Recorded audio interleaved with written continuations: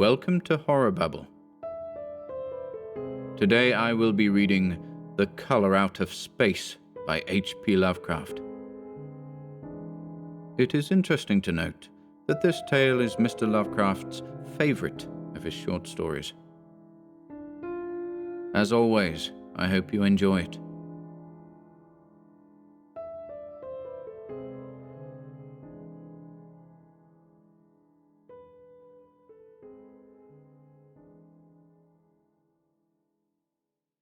The Color Out of Space by H.P. Lovecraft.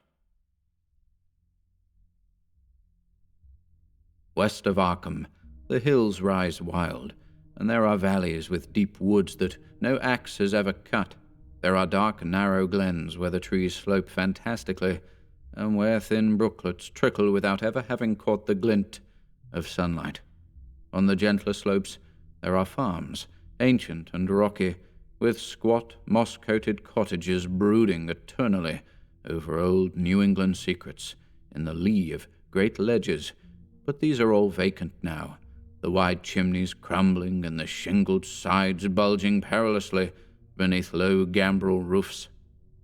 The old folk have gone away, and foreigners do not like to live there. French Canadians have tried it, Italians have tried it, and the Poles have come and departed. It is not because of anything that can be seen or heard or handled, but because of something that is imagined. The place is not good for the imagination, and does not bring restful dreams at night. It must be this which keeps the foreigners away, for old Ammi Pierce has never told them of anything he recalls from the strange days. Ammi, whose head has been a little queer for years, is the only one who still remains, or who ever talks of the strange days, and he dares to do this because his house is so near the open fields and the travelled roads around Arkham. There was once a road over the hills and through the valleys that ran straight where the blasted heath is now, but people ceased to use it, and a new road was laid curving far toward the south. Traces of the old one can still be found amidst the weeds of a returning wilderness, and some of them will doubtless linger even when half the hollows are flooded for the new reservoir. Then the dark woods will be cut down, and the blasted heath will slumber far below blue waters, whose surface will mirror the sky and ripple in the sun.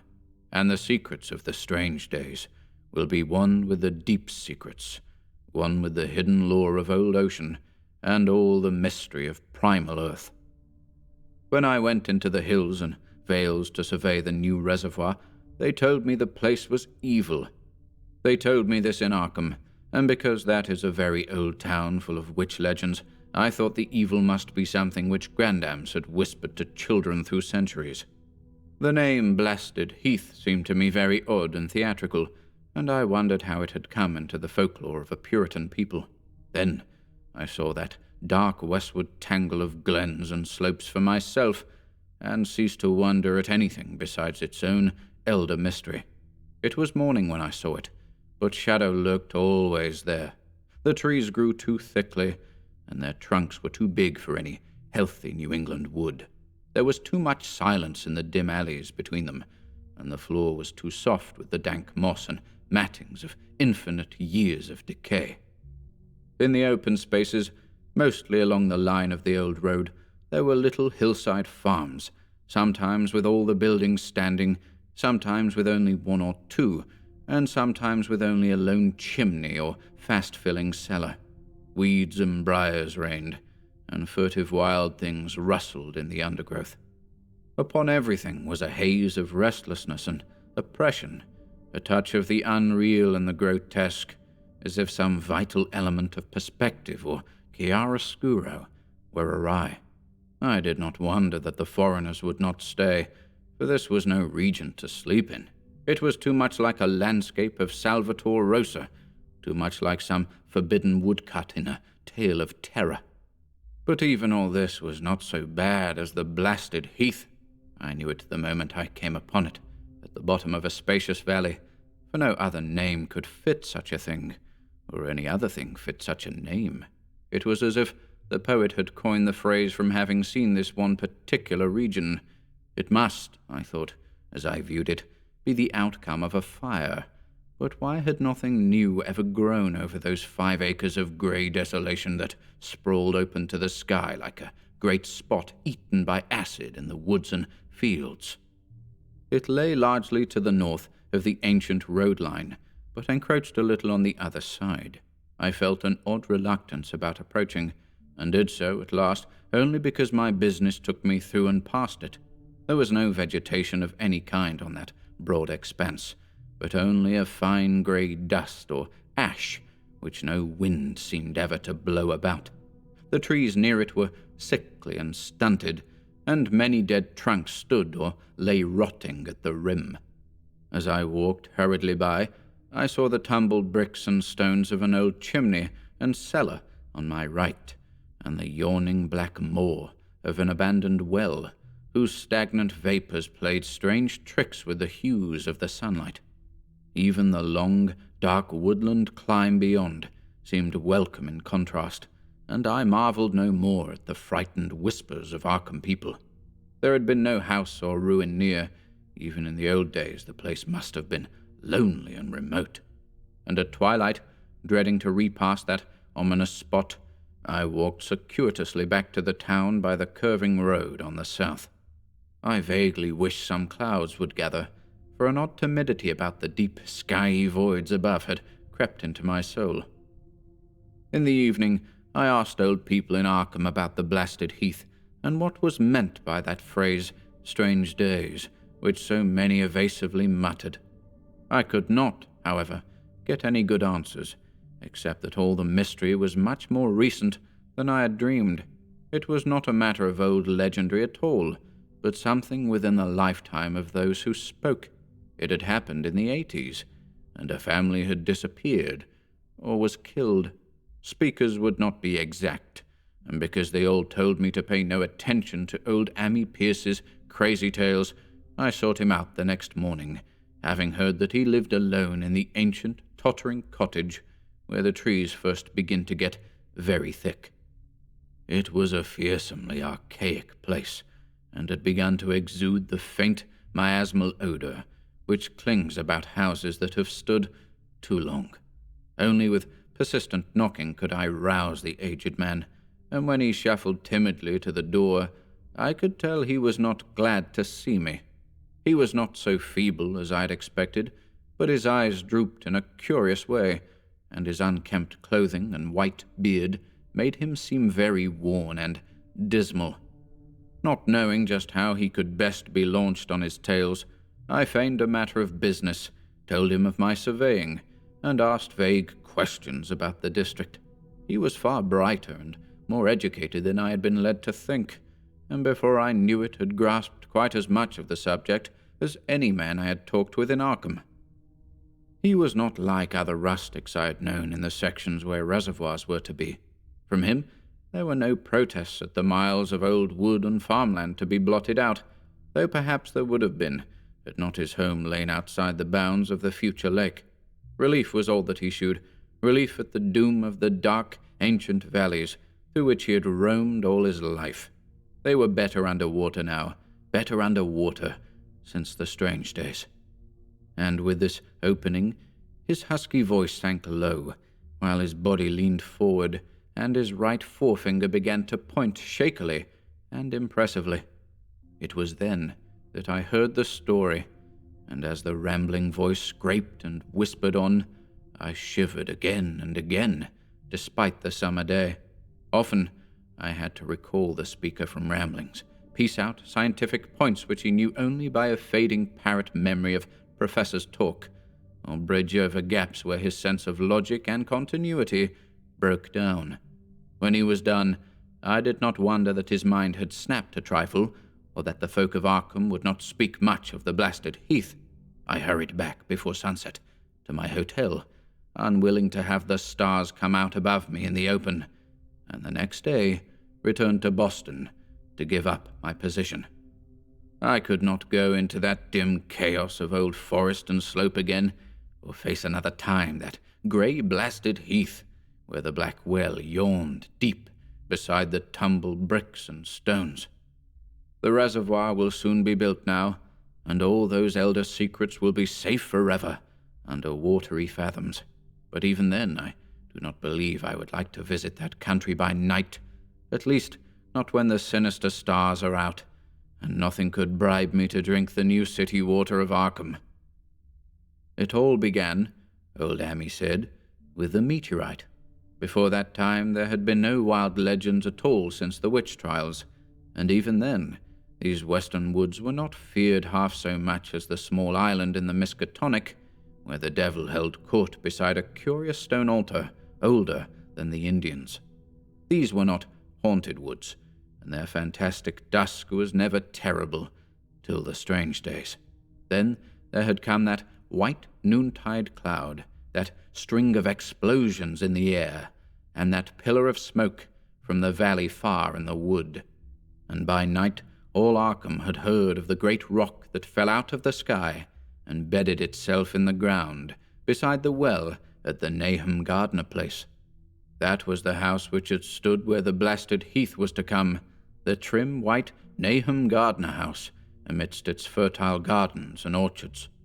Nahum had come to town to tell people about the stone, and had dropped in at Amy Pierce's on the way. Amy was 40 then, and all the queer things were fixed very strongly in his mind.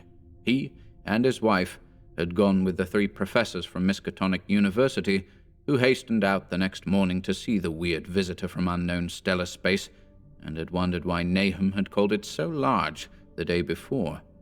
It had shrunk, Nahum said, as he pointed out the big, brownish mound above the ripped earth and charred grass near the archaic well sweep in his front yard.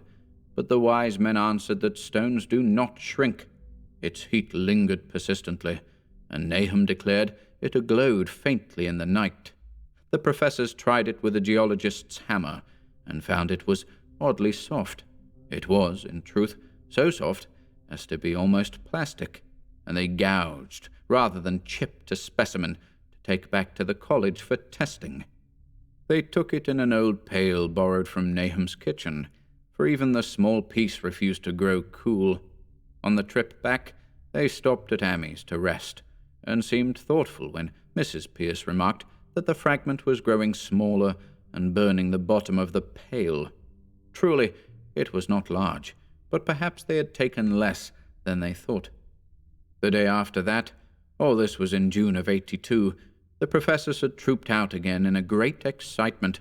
As they passed Amy's, they told him what queer things the specimen had done, and how it had faded wholly away when they put it in a glass beaker. The beaker had gone too, and the wise men talked of the strange stone's affinity for silicon. It had acted quite unbelievably in that well-ordered laboratory, doing nothing at all and shewing no occluded gases when heated on charcoal, being wholly negative in the borax bead, and soon proving itself absolutely non-volatile at any producible temperature, including that of the oxyhydrogen blowpipe. On an anvil it appeared highly malleable, and in the dark its luminosity was very marked. Stubbornly refusing to grow cool, it soon had the college in a state of real excitement, and when upon heating before the spectroscope it displayed shining bands unlike any known colors of the normal spectrum, there was much breathless talk of new elements, bizarre optical properties, and other things which puzzled men of science are wont to say when faced by the unknown.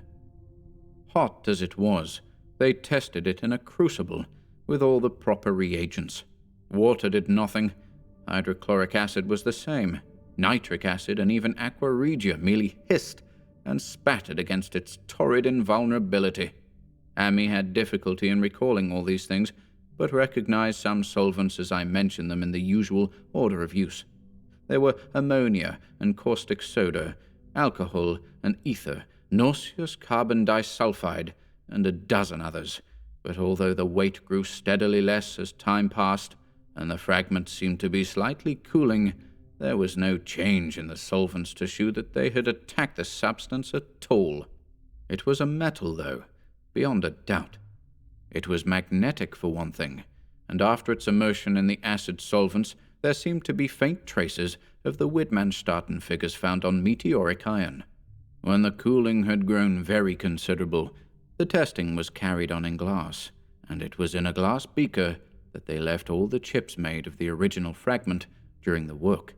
The next morning both chips and beaker were gone without trace, and only a charred spot marked the place on the wooden shelf where they had been. All this the professors told Amy as they paused at his door, and once more he went with them to see the stony messenger from the stars, though this time his wife did not accompany him. It had now most certainly shrunk, and even the sober professors could not doubt the truth of what they saw. All around the dwindling brown lump near the well was a vacant space, except where the earth had caved in, and whereas it had been a good 7 feet across the day before, it was now scarcely 5.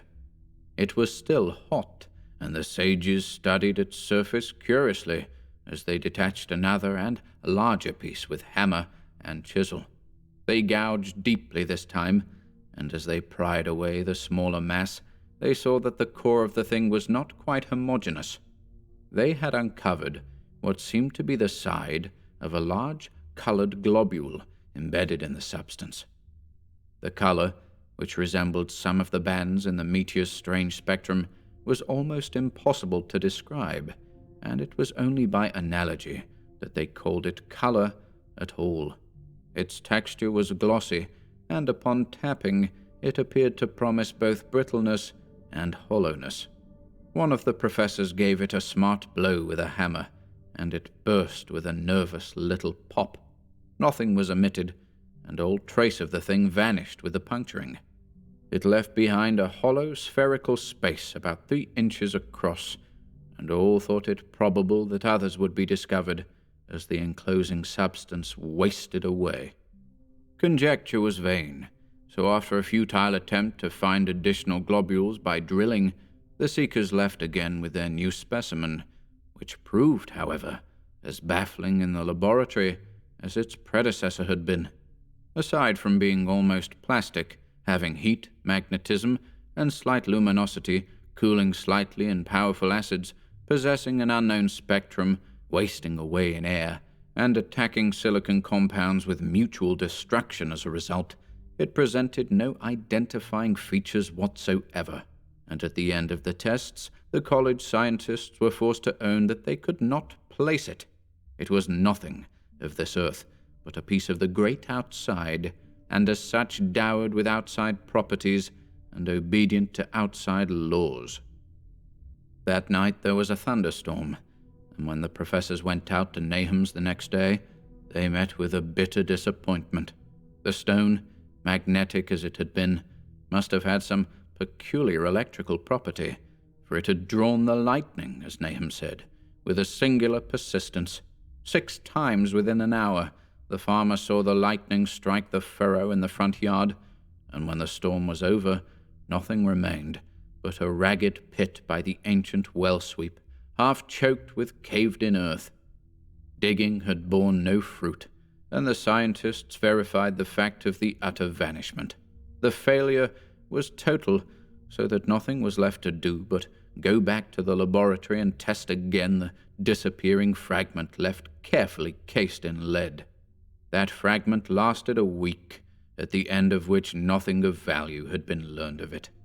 When it had gone, no residue was left behind, and in time the professors felt scarcely sure they had indeed seen with waking eyes that cryptic vestige of the fathomless gulfs outside, that lone, weird message from other universes and other realms of matter, force, and entity.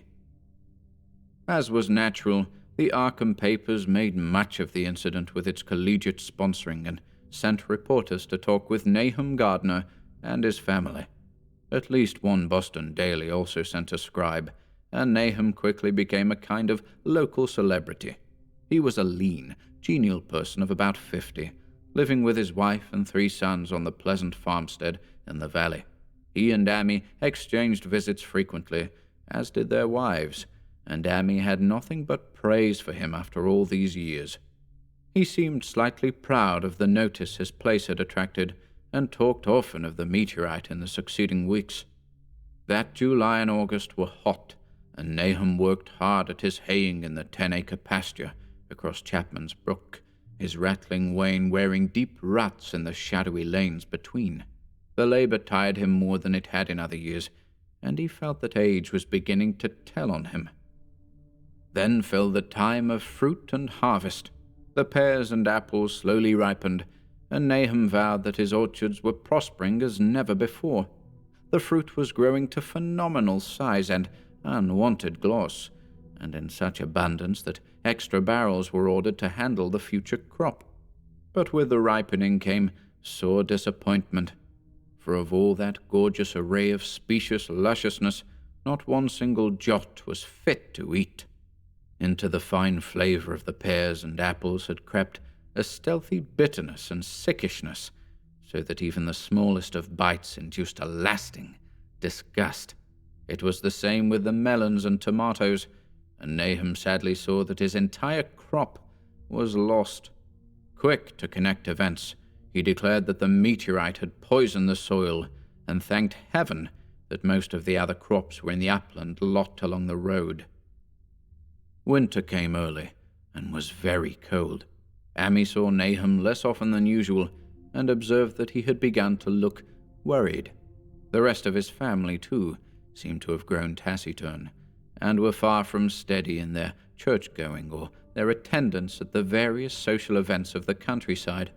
For this reserve or melancholy no cause could be found, though all the household confessed now and then to poorer health and a feeling of vague disquiet.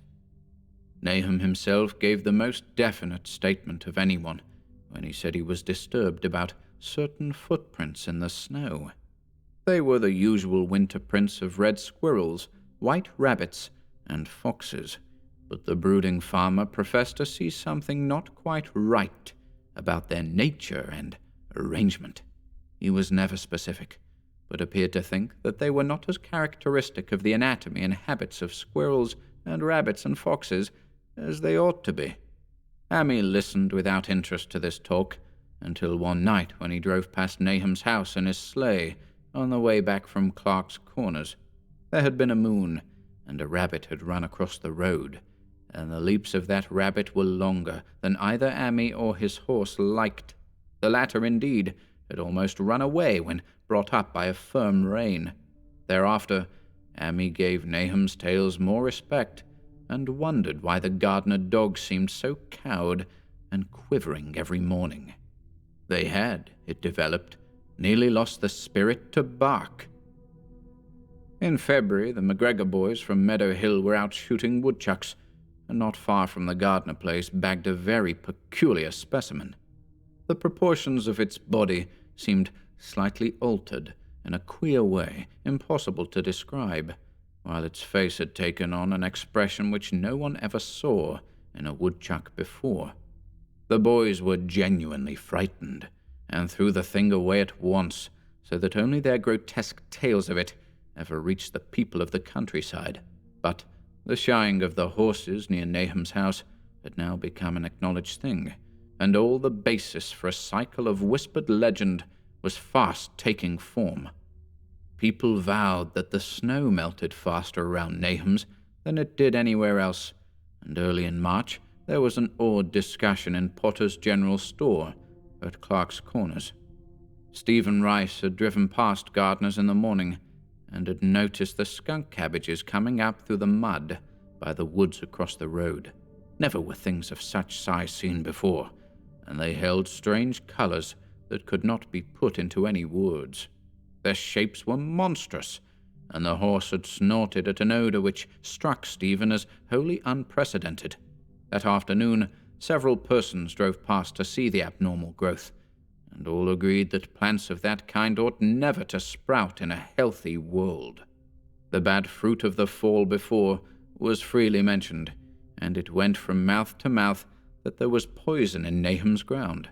Of course, it was the meteorite, and remembering how strange the men from the college had found that stone to be, several farmers spoke about the matter to them.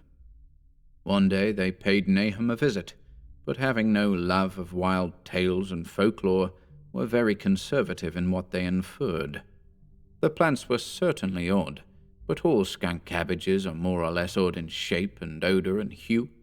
Perhaps some mineral element from the stone had entered the soil, but it would soon be washed away. And as for the footprints and frightened horses, of course this was mere country talk, which such a phenomenon as the aerolite would be certain to start. There was really nothing for serious men to do in cases of wild gossip, for superstitious rustics will say and believe anything.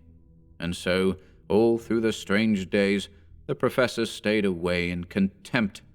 Only one of them, when given 2 files of dust for analysis and a police job over a year and a half later, recalled that the queer color of that skunk cabbage had been very like one of the anomalous bands of light shewn by the meteor fragment in the college spectroscope, and like the brittle globule found embedded in the stone from the abyss. The samples in this analysis case gave the same odd bands at first, though later they lost the property. The trees budded prematurely around Nahum's, and at night they swayed ominously in the wind. Nahum's second son, Thaddeus, a lad of 15, swore that they swayed also when there was no wind, but even the gossips would not credit this. Certainly, however, restlessness was in the air. The entire Gardner family developed the habit of stealthy listening, though not for any sound which they could consciously name. The listening was, indeed, rather a product of moments when consciousness seemed half to slip away. Unfortunately, such moments increased week by week, till it became common speech that something was wrong with all Nahum's folks. When the early saxifrage came out, it had another strange color, not quite like that of the skunk cabbage, but plainly related and equally unknown to anyone who saw it. Nahum took some blossoms to Arkham and shewed them to the editor of the Gazette, but that dignitary did no more than write a humorous article about them, in which the dark fears of rustics were held up to polite ridicule. It was a mistake of Nahum's to tell a stolid city man about the way the great, overgrown mourning cloak butterflies behaved in connection with these saxifrages. April brought a kind of madness to the country folk, and began that disuse of the road past Nahum's, which led to its ultimate abandonment. It was the vegetation. All the orchard trees blossomed forth in strange colors, and through the stony soil of the yard and adjacent pasturage there sprang up a bizarre growth, which only a botanist could connect with the proper flora of the region. No sane, wholesome colors were anywhere to be seen, except in the green grass and leafage, but everywhere those hectic and prismatic variants of some diseased, underlying primary tone without a place among the known tints of earth. The Dutchman's breeches became a thing of sinister menace, and the blood roots grew insolent in their chromatic perversion. Amy and the gardeners thought that most of the colors had a sort of haunting familiarity, and decided that they reminded one of the brittle globule in the meteor. Nahum plowed and sowed the 10-acre pasture in the upland lot, but did nothing with the land around the house. He knew it would be of no use, and hoped that the summer's strange growths would draw all the poison from the soil. He was prepared for almost anything now, and had grown used to the sense of something near him, waiting to be heard.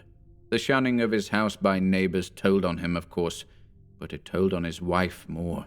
The boys were better off, being at school each day, but they could not help being frightened by the gossip. Thaddeus, an especially sensitive youth, suffered the most. In May, the insects came, and Nahum's place became a nightmare of buzzing and crawling. Most of the creatures seemed not quite usual in their aspects and motions, and their nocturnal habits contradicted all former experience. The gardeners took to watching at night, watching in all directions at random for something. They could not tell what. It was then that they all owned that Thaddeus had been right about the trees. Mrs. Gardner was the next to see it from the window, as she watched the swollen boughs of a maple against a moonlit sky. The boughs surely moved, and there was no wind. It must be the sap.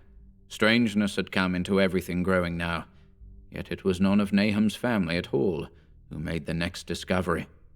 Familiarity had dulled them, and what they could not see was glimpsed by a timid windmill salesman from Bolton, who drove by one night in ignorance of the country legends. What he told in Arkham was given a short paragraph in the Gazette, and it was there that all the farmers, Nahum included, saw it first. The night had been dark, and the buggy lamps faint, but around a farm in the valley which everyone knew from the account must be Nahum's, the darkness had been less thick. A dim though distinct luminosity seemed to inhere in all the vegetation, grass, leaves, and blossoms alike, while at one moment a detached piece of the phosphorescence appeared to stir furtively in the yard near the barn. The grass had so far seemed untouched, and the cows were freely pastured in the lot near the house, but toward the end of May the milk began to be bad. Then Nahum had the cows driven to the uplands, after which the trouble ceased. Not long after this, the change in grass and leaves became apparent to the eye. All the verdure was going grey, and was developing a highly singular quality of brittleness. Ammi was now the only person who ever visited the place, and his visits were becoming fewer and fewer. When schools closed, the gardeners were virtually cut off from the world, and sometimes let Ammi do their errands in town. They were failing curiously both physically and mentally, and no one was surprised when the news of Mrs. Gardiner's madness stole around. It happened in June, about the anniversary of the meteor's fall, and the poor woman screamed about things in the air which she could not describe. In her raving there was not a single specific noun, but only verbs and pronouns. Things moved and changed and fluttered, and ears tingled to impulses which were not wholly sounds. Something was taken away. She was being drained of something. Something was fastening itself on her that ought not to be. Someone must make it keep off. Nothing was ever still in the night. The walls and windows shifted. Nahum did not send her to the county asylum, but let her wander about the house as long as she was harmless to herself and others. Even when her expression changed, he did nothing. But when the boys grew afraid of her, and Thaddeus nearly fainted at the way she made faces at him, he decided to keep her locked in the attic.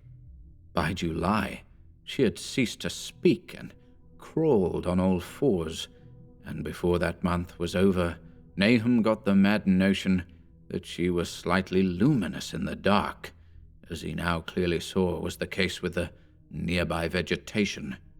It was a little before this that the horses had stampeded. Something had aroused them in the night, and their neighing and kicking in their stalls had been terrible. There seemed virtually nothing to do to calm them, and when Nahum opened the stable door, they all bolted out like frightened woodland deer. It took a week to track all four, and when found, they were seen to be quite useless and unmanageable. Something had snapped in their brains, and each one had to be shot for its own good. Nahum borrowed a horse from Ammi for his haying, but found it would not approach the barn. It shied, balked, and whinnied, and in the end he could do nothing but drive it into the yard, while the men used their own strength to get the heavy wagon near enough the hayloft for convenient pitching. And all the while the vegetation was turning grey and brittle. Even the flowers, whose hues had been so strange, were greying now, and the fruit was coming out grey and dwarfed and tasteless. The asters and goldenrod bloomed grey and distorted, and the roses and zinnias and hollyhocks in the front yard were such blasphemous-looking things that Nahum's oldest boy, Zenos, cut them down. The strangely puffed insects died about that time, even the bees that had left their hives and taken to the woods. By September, all the vegetation was fast crumbling to a greyish powder, and Nahum feared that the trees would die before the poison was out of the soil. His wife now had spells of terrific screaming, and he and the boys were in a constant state of nervous tension. They shunned people now, and when school opened the boys did not go. But it was Ammi, on one of his rare visits, who first realized that the well water was no longer good. It had an evil taste that was not exactly fetid, nor exactly salty, and Amy advised his friend to dig another well on higher ground to use till the soil was good again. Nahum, however, ignored the warning, for he had by that time become callous to strange and unpleasant things. He and the boys continued to use the tainted supply, drinking it as listlessly and mechanically as they ate their meagre and ill-cooked meals and did their thankless and monotonous chores through the aimless days. There was something of stolid resignation about them all, as if they walked half in another world between lines of nameless guards to a certain and familiar doom. Thaddeus went mad in September after a visit to the well. He had gone with a pail and had come back empty-handed, shrieking and waving his arms, and sometimes lapsing into an inane titter or a whisper about the moving colors down there.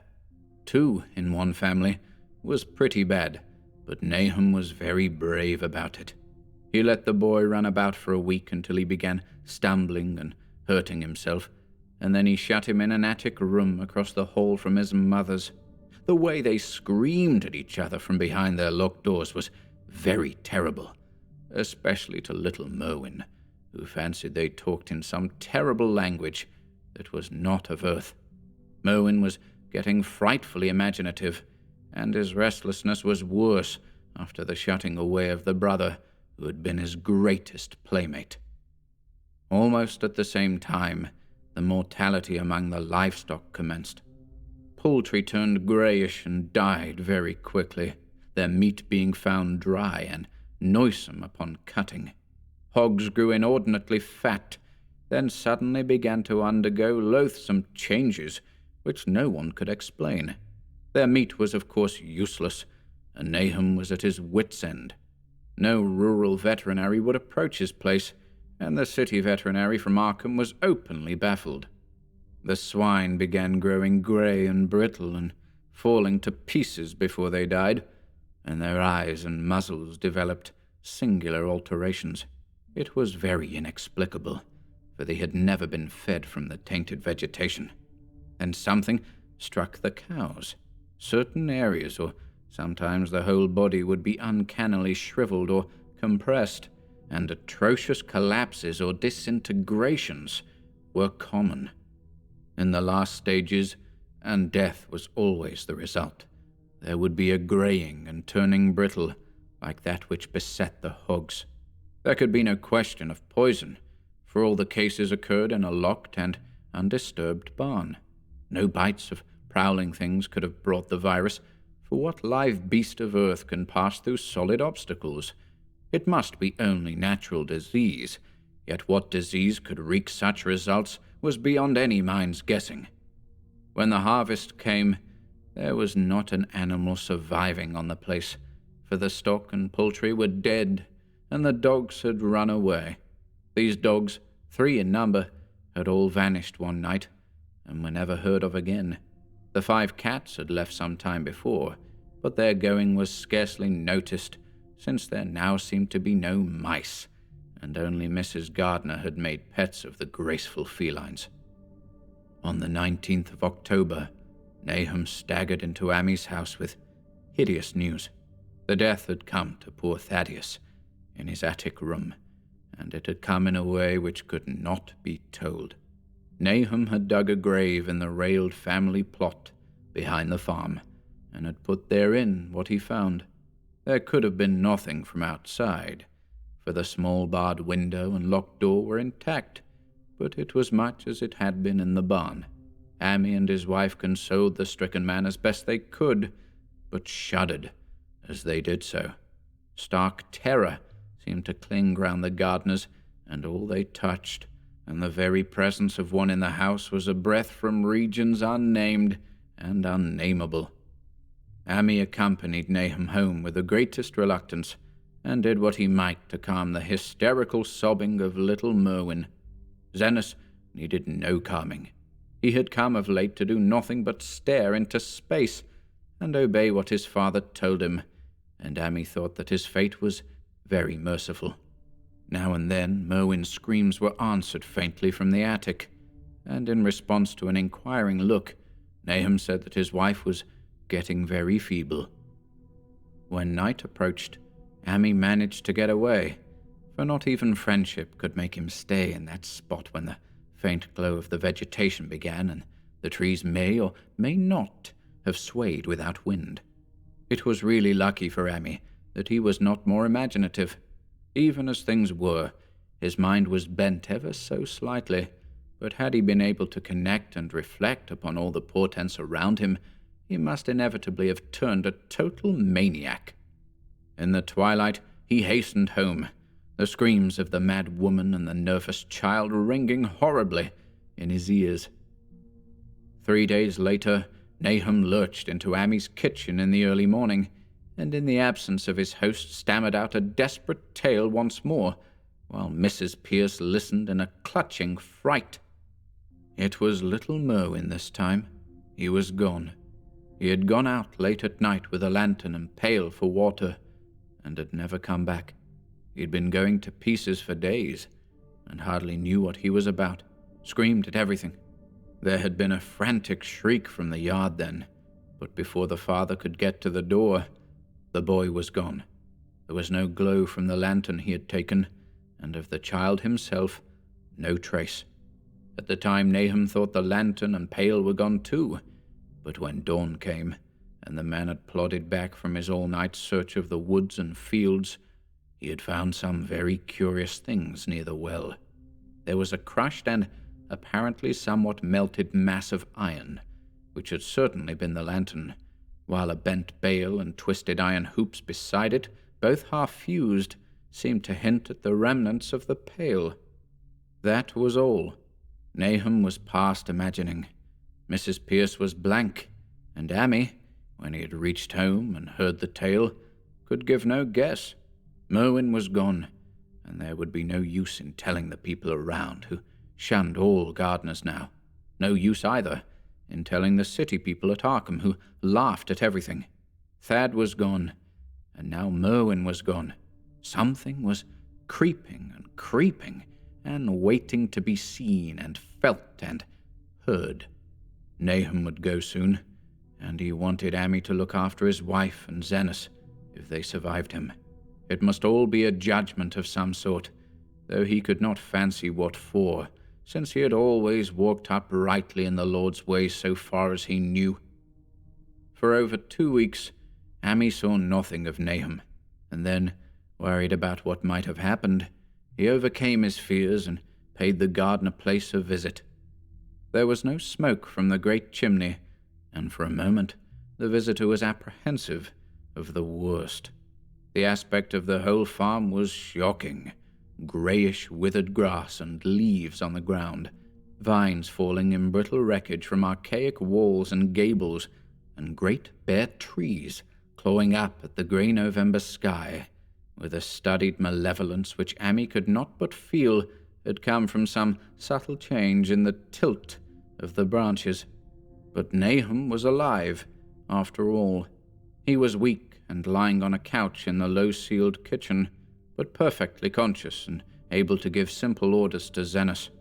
The room was deadly cold, and as Amy visibly shivered, the host shouted huskily to Zenas for more wood. Wood, indeed, was sorely needed, since the cavernous fireplace was unlit and empty, with a cloud of soot blowing about in the chill wind that came down the chimney. Presently, Nahum asked him if the extra wood had made him any more comfortable. Then Amy saw what had happened. The stoutest cord had broken at last, and the hapless farmer's mind was proof against more sorrow. Questioning tactfully, Amy could get no clear data at all about the missing Zenas. "In the well. He lives in the well," was all that the clouded father would say. Then there flashed across the visitor's mind a sudden thought of the mad wife, and he changed his line of inquiry. "Nabby? Why, here she is," was the surprised response of poor Nahum, and Amy soon saw that he must search for himself.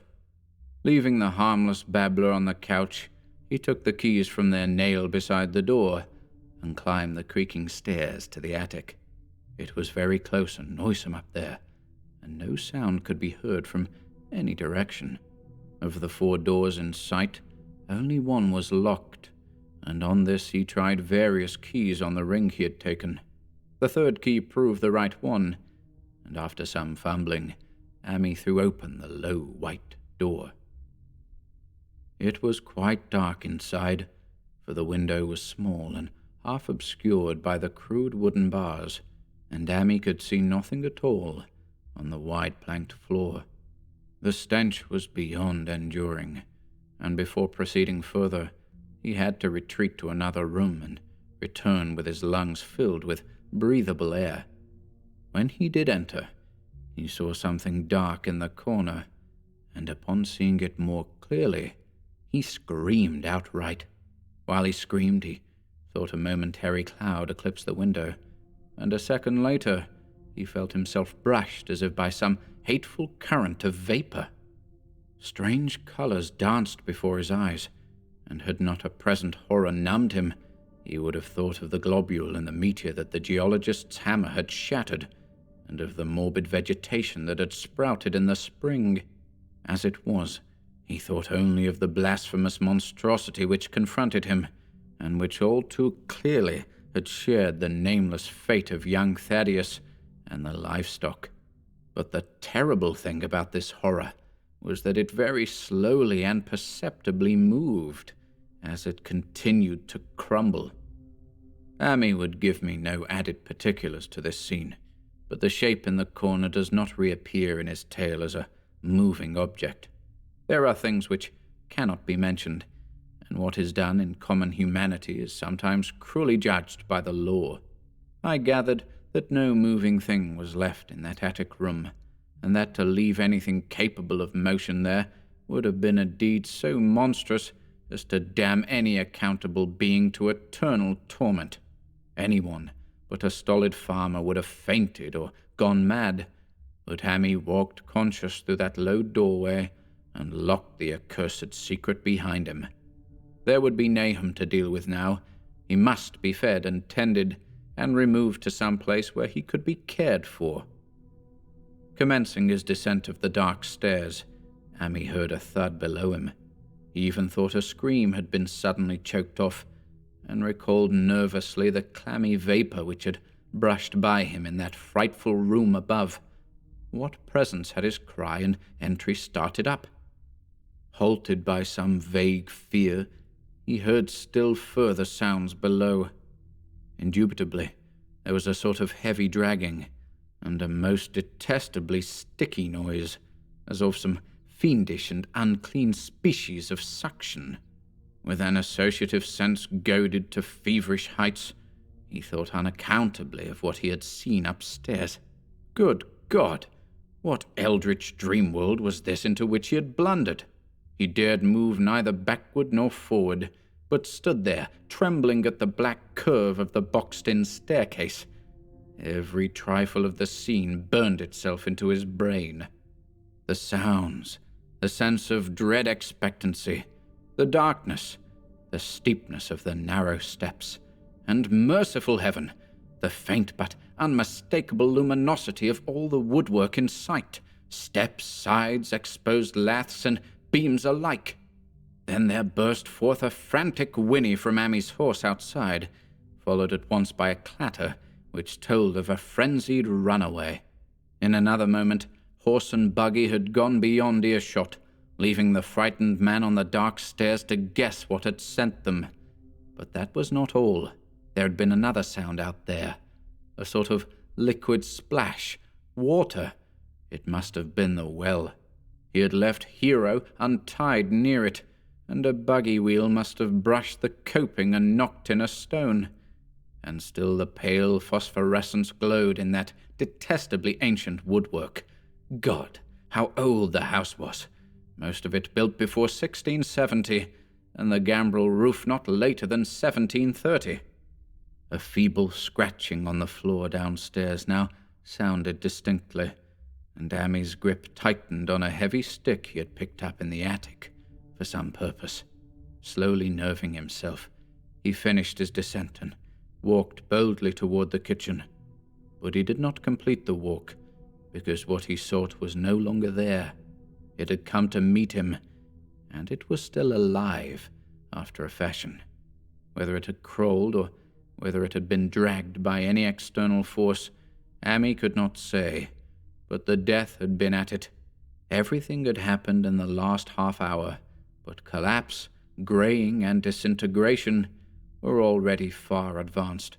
There was a horrible brittleness, and dry fragments were scaling off. Amy could not touch it, but looked horrifiedly into the distorted parody that had been a face. "What was it, Nahum? What was it?" he whispered, and the cleft, bulging lips were just able to crackle out a final answer. Nothing. The colour. It burns, cold and wet, but it burns. It lived in the well. I seen it. A kind of smoke. Just like the flowers last spring. The well shone at night. Thad and Murney and Zenas, everything alive, sucking the life out of everything. In that stone. It must have come in that stone. Poisoned the whole place. Don't know what it was. That round thing them men from the college dug out in the stone. They smashed it. It was that same colour. Just the same. Like the flowers and plants. Must have been more of 'em. Seeds. They growed. I seen it the first time this week. Must have got strong on Zenas. He was a big boy, full of life. It beats down your mind and then gets you, burns you up. In the well water. You was right about that. Evil water. Zenas never come back from the well. Can't get away. Draws you. You know summat's coming, but ain't no use. I seen it time and again since Zenas was took. Was nabby, Amy? My head's no good. Don't know how long since I fed her. It'll get her if we ain't careful. Just a colour. Her face is getting to have that colour sometimes towards night. And it burns and sucks. It come from some place where things aren't as they is here. One of them professors said so. He was right. Look out, Amy. It'll do something more. Sucks the life out. But that was all.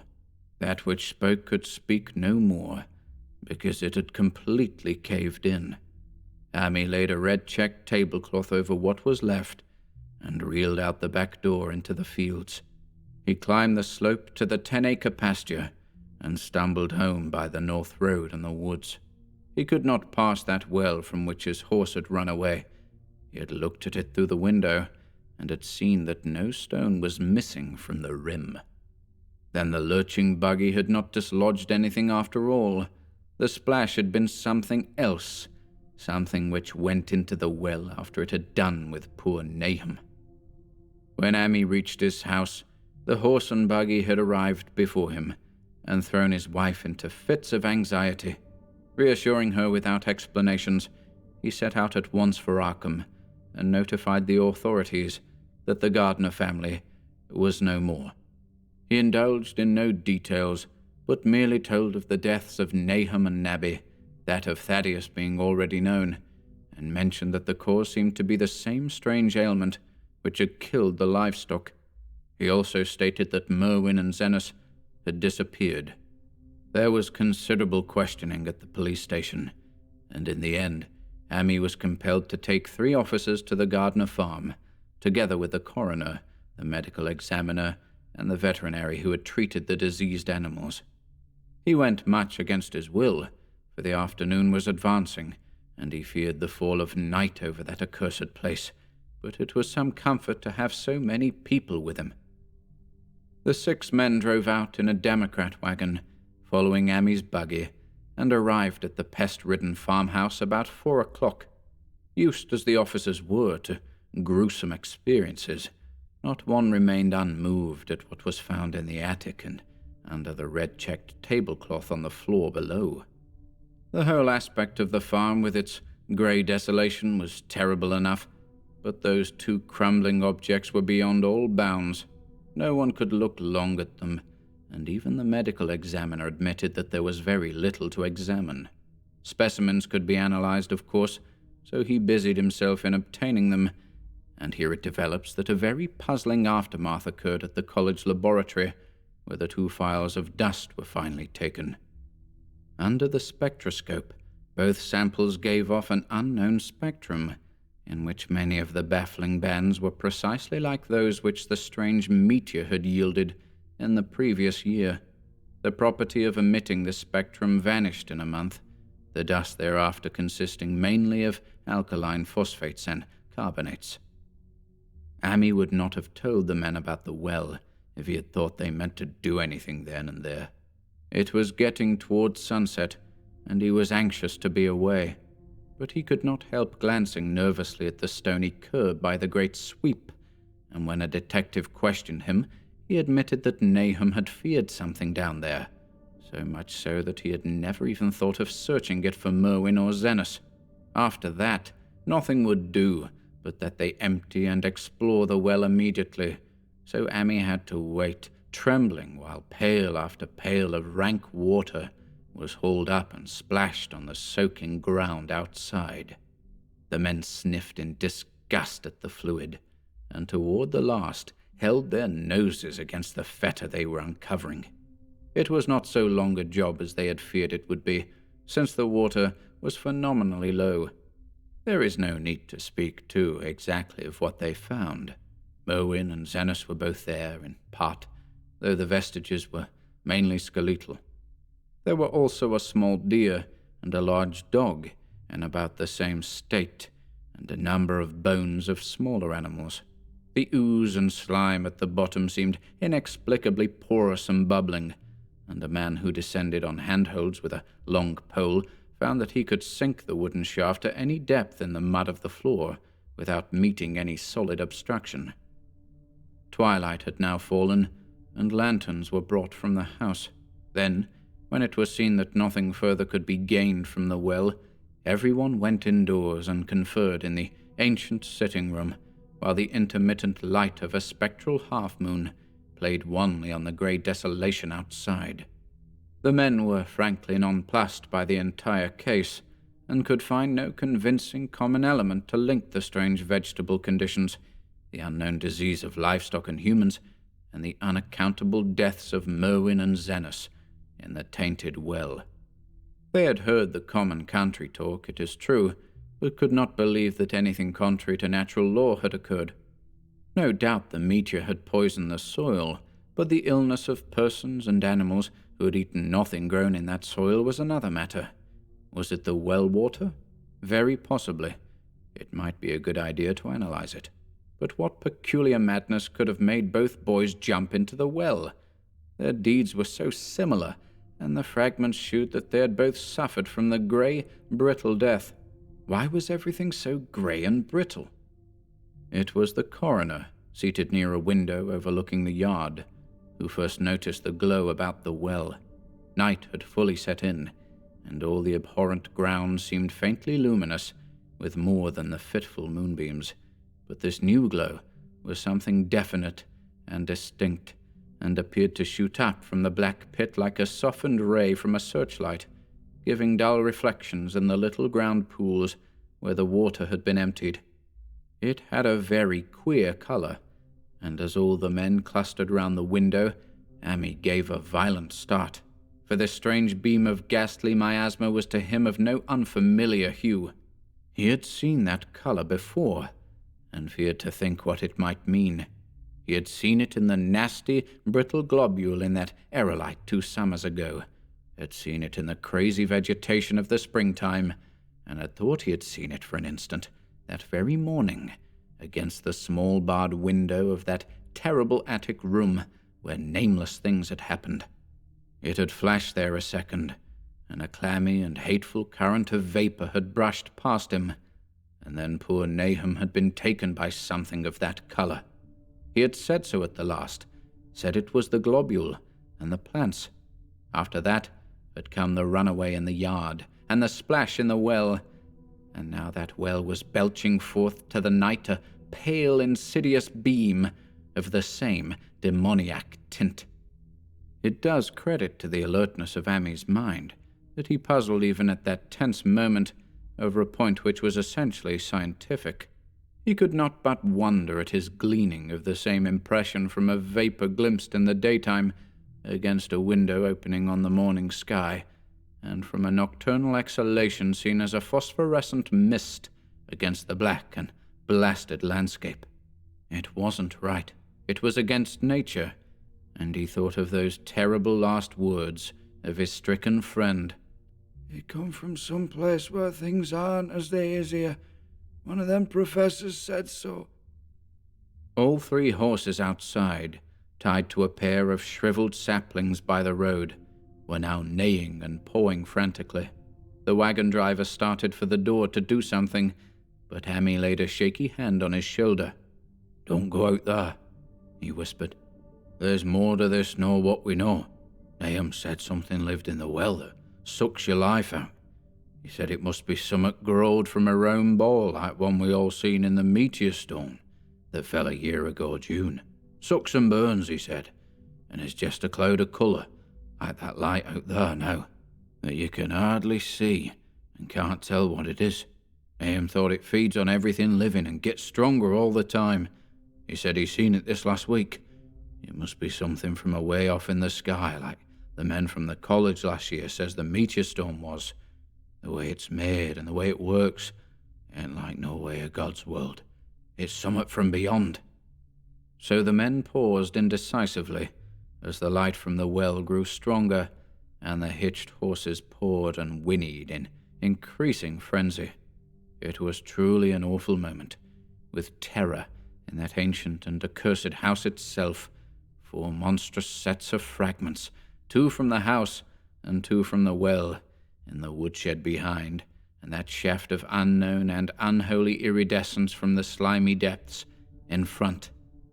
Amy had restrained the driver on impulse, forgetting how uninjured he himself was after the clammy brushing of that coloured vapour in the attic room, but perhaps it is just as well that he acted as he did. No one will ever know what was abroad that night, and though the blasphemy from beyond had not so far hurt any human of unweakened mind, there is no telling what it might not have done at that last moment, and with its seemingly increased strength and the special signs of purpose it was soon to display beneath the half-clouded moonlit sky. All at once, one of the detectives at the window gave a short, sharp gasp. The others looked at him, and then quickly followed his own gaze upward to the point at which its idle straying had been suddenly arrested. There was no need for words. What had been disputed in country gossip was disputable no longer, and it is because of the thing which every man of that party agreed in whispering later on that the strange days are never talked about in Arkham. It is necessary to premise that there was no wind at that hour of the evening. One did arise not long afterward, but there was absolutely none then. Even the dry tips of the lingering hedge mustard, grey and blighted, and the fringe on the roof of the standing Democrat wagon were unstirred, and yet amid that tense, godless calm, the high bare boughs of all the trees in the yard were moving. They were twitching morbidly and spasmodically, clawing in convulsive and epileptic madness at the moonlit clouds, scratching impotently in the noxious air, as if jerked by some alien and bodiless line of linkage with subterrene horrors writhing and struggling below the black roots. Not a man breathed for several seconds. Then a cloud of darker depth passed over the moon, and the silhouette of clutching branches faded out momentarily. At this, there was a general cry, muffled with awe, but husky and almost identical from every throat, for the terror had not faded with the silhouette, and in a fearsome instant of deeper darkness, the watchers saw wriggling at that treetop height 1,000 tiny points of faint and unhallowed radiance, tipping each bough like the fire of St. Elmo, or the flames that came down on the apostles' heads at Pentecost.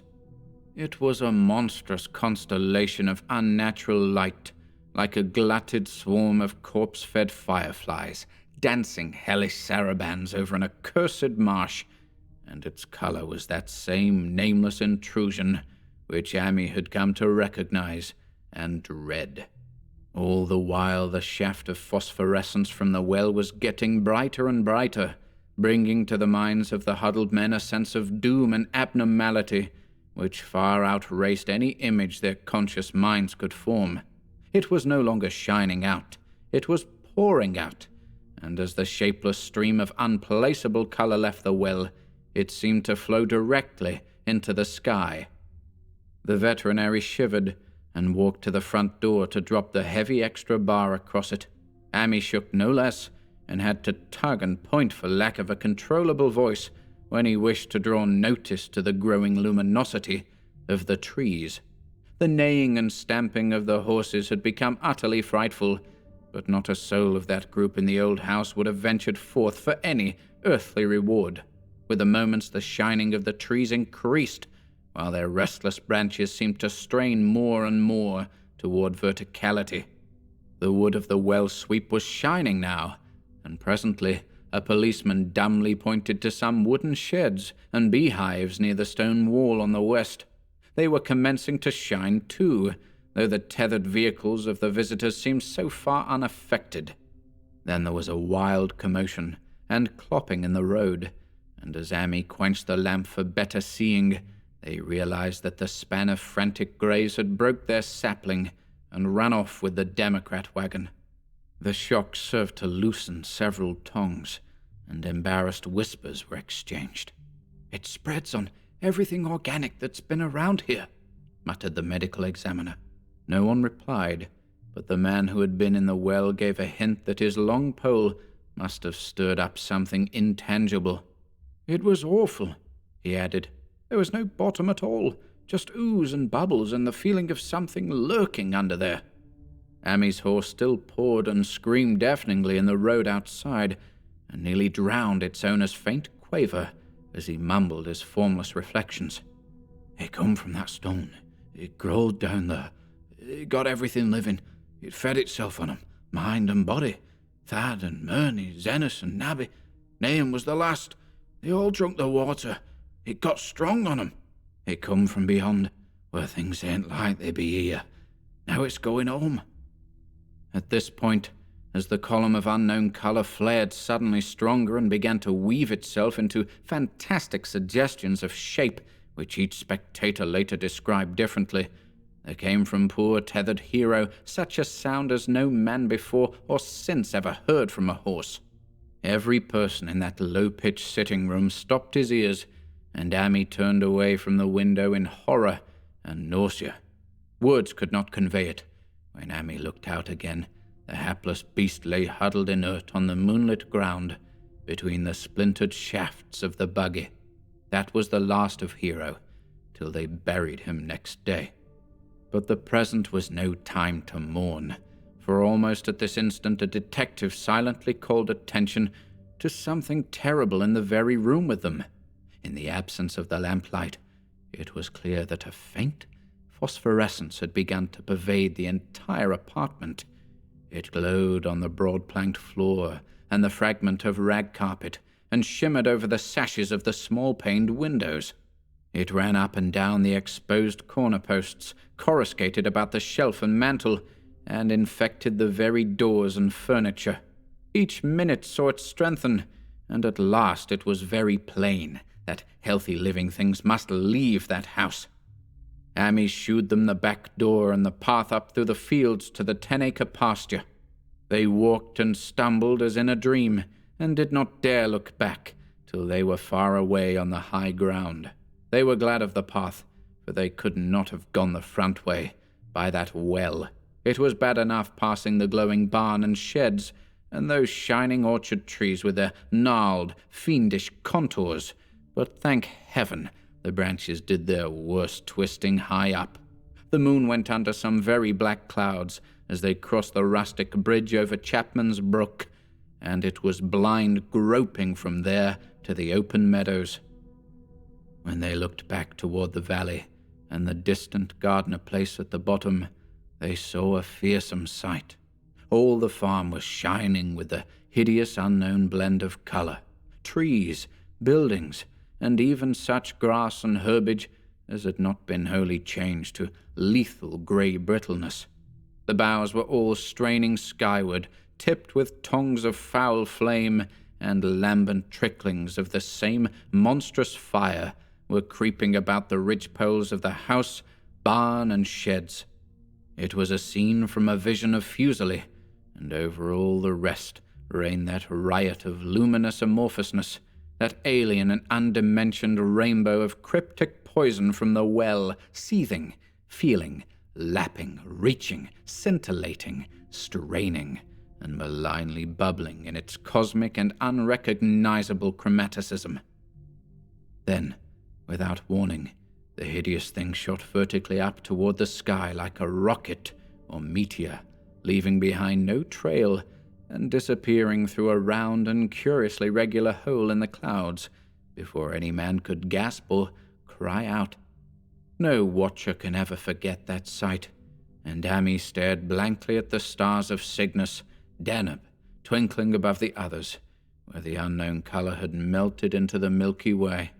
But his gaze was the next moment called swiftly to earth by the crackling in the valley.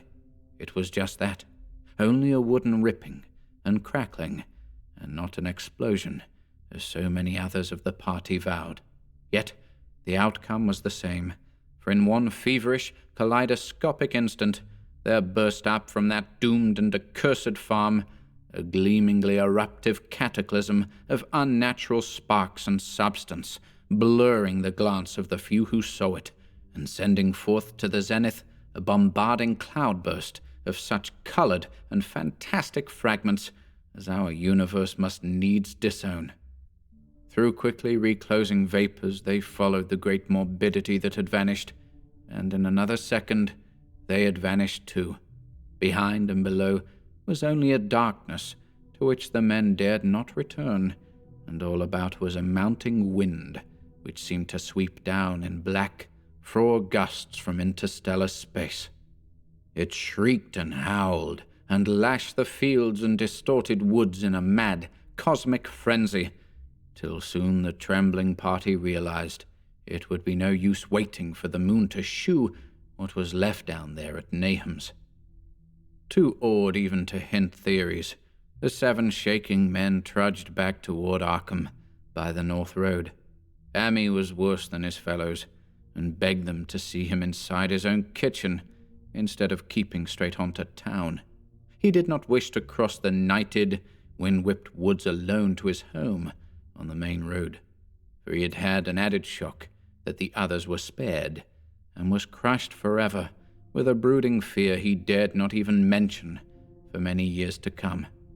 As the rest of the watchers on that tempestuous hill had stolidly set their faces toward the road, Amy had looked back an instant at the shadowed valley of desolation so lately sheltering his ill-starred friend, and from that stricken, faraway spot he had seen something feebly rise, only to sink down again upon the place from which the great, shapeless horror had shot into the sky. It was just a color, but not any color of our earth or heavens, and because Amy recognized that color and knew that this last faint remnant must still lurk down there in the well, he has never been quite right since. Amy would never go near the place again. It is over half a century now since the horror happened, but he has never been there, and will be glad when the new reservoir blots it out. I shall be glad too, for I do not like the way the sunlight changed color around the mouth of that abandoned well I passed. I hope the water will always be very deep, but even so, I shall never drink it. I do not think I shall visit the Arkham country hereafter.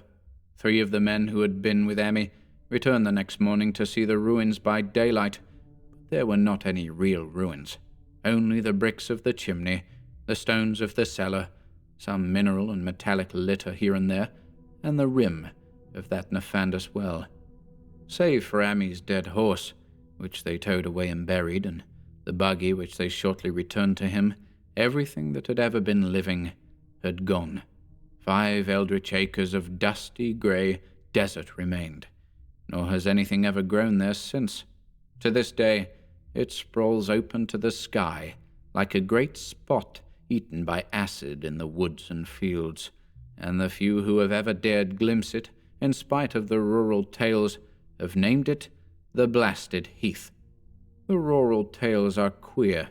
They might be even queerer if city men and college chemists could be interested enough to analyze the water from that disused well, or the grey dust that no wind seems ever to disperse.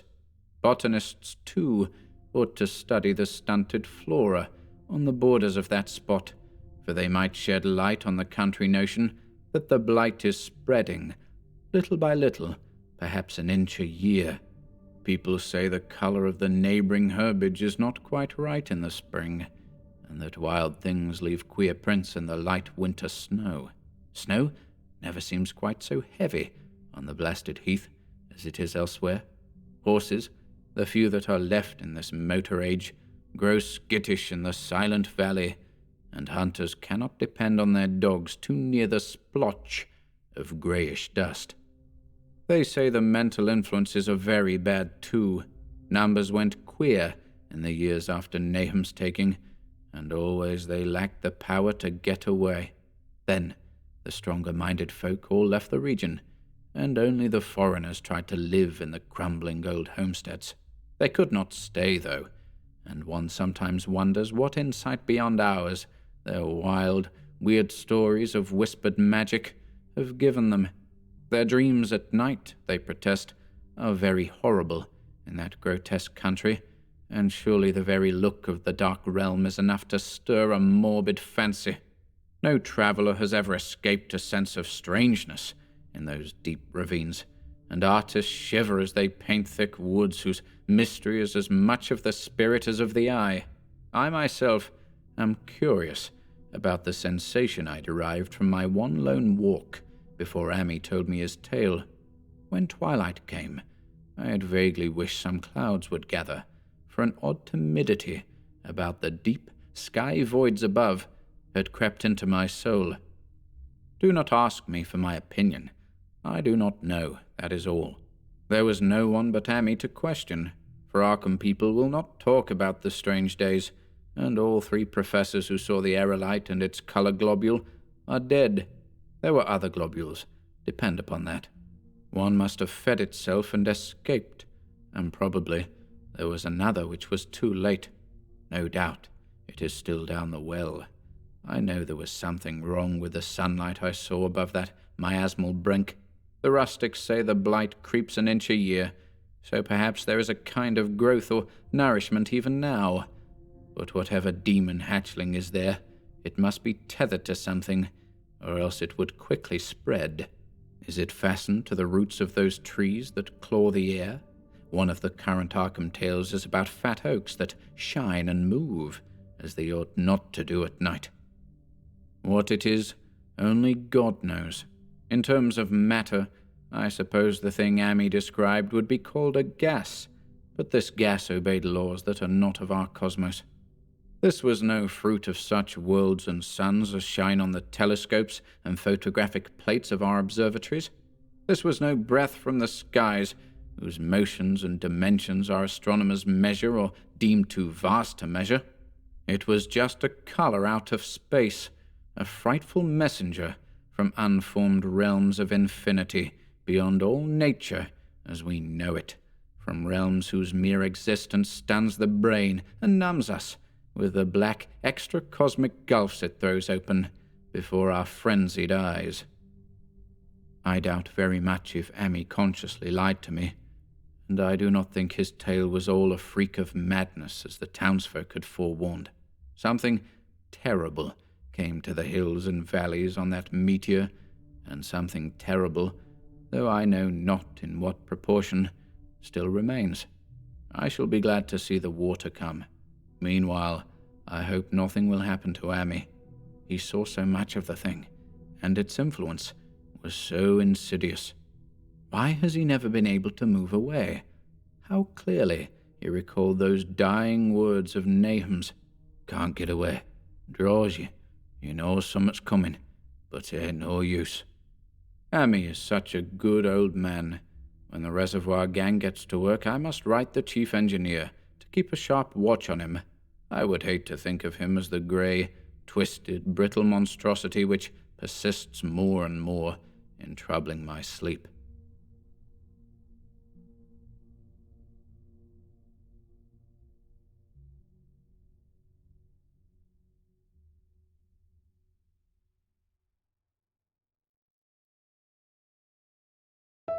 Thank you for listening today. If you enjoyed this reading and would like to support our work here at HorrorBabble, please feel free to pay us a visit over at Patreon. Links to Patreon and the Bandcamp shop can be found in the video description below. Until next time, goodbye.